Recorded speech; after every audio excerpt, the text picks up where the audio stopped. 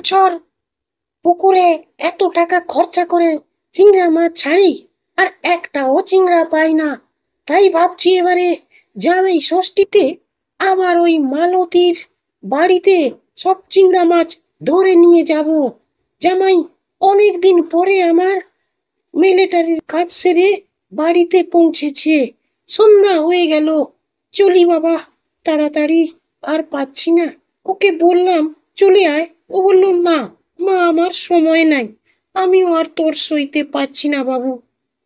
ছোটাইনি ভূত ভাগলপুরের ওই মেছো বুড়িটা যত চিংড়া মাছ নিয়ে ওর মেয়ের বাড়ি যাচ্ছে, ওর কাছ থেকে চিংড়া মাছগুলো বাগাতে হবে। ওর পুকুরেই চিংড়া ধরতে গিয়ে সেবারে সাপে কাটে মারা গেলাম। আরে যা যা যা, নিয়ে আয়, অনেকদিন সুস্বাদু চিংড়া মাছ খাইনি। বলি, ও বুড়িমা, কোথায় যাচ্ছ তুমি?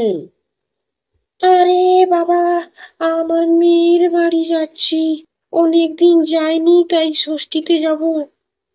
বলি, এত সন্ধ্যাবেলা এই ভিতর রাস্তা দিয়ে যাচ্ছ কেন?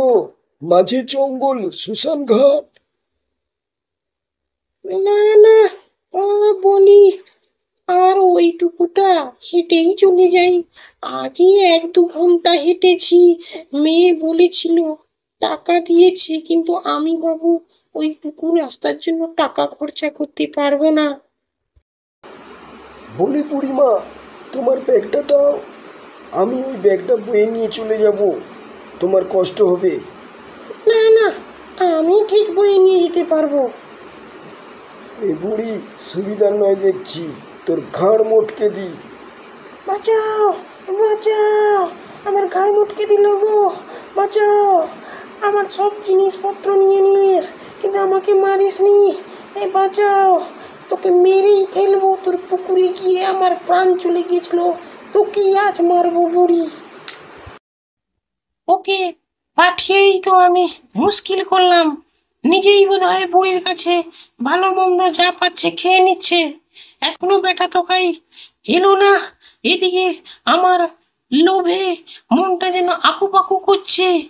আরে তুই কোথায় গেলি? ও, তুই তো এই তো এলি, তোর গলা টিপে একেবারে মেরে দেবো। তুই কি করলি? না, আমি খাইনি, আমি সব চিংড়া মাছ এনেছি তোমাকে দেব বলে। ওই বুড়িটার পুকুরেই তো সেবারে ওই চিংড়া ধরতে গিয়ে সাপে কেটে মরেছিলাম। ডাইনি ভূত, তা আমি ওকে জব্দ করলাম আজকে। ওই বুড়িকে আজ মেরেই দিয়ে এসছি, ওর যত চিংড়া ছিল সব নিয়ে এসছি। বাহ বাহ বাহ, তুই তো বেশ ভালোই কাজ করেছিস রে। এই চিংড়াগুলি দে দেখি, এখন খেয়ে দেখি। সুন্দর স্বাদ, এমন চিংড়া মাছ কখনো খাইনি বাবা রে বাবা। বুড়িটার পুকুরে তো এবার হানা দিতে হবে, গিয়ে যত চিংড়া সব খেয়ে নেব। বুড়িকে তো মেরেই দিয়েছে।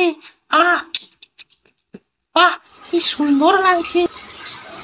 এদিকে বুড়ির মৃতদেহ জলের উপর ভাসতে লাগলো, আর আকাশে চিল উড়তে লাগলো। কেউ বুঝতে পারল না, গ্রামের কোনো মানুষই তা টের পেল না।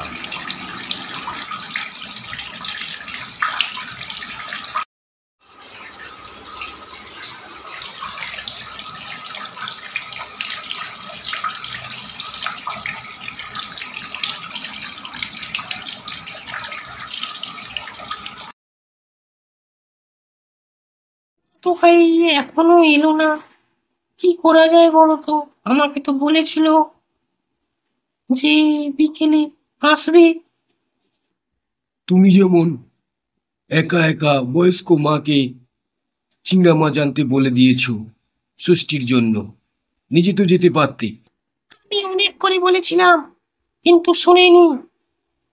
হয়তো শরীর খারাপ, আজকে আসেনি।